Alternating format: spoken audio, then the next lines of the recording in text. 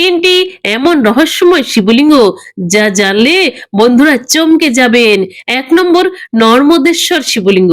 আমাদের শাস্ত্রে আছে, পুরাণে হাজার হাজার বছর আগে বলা হয় নর্মদা নদী থেকে নিজে নিজেই শিবলিঙ্গ উৎপত্তি হতে থাকে।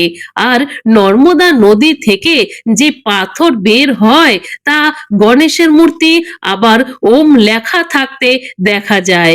কিছু কিছু মানুষ বলে নর্মদা হলো মহাদেবের কন্যা। ২ নম্বর লক্ষ্মমণ্ডল শিবলিঙ্গ।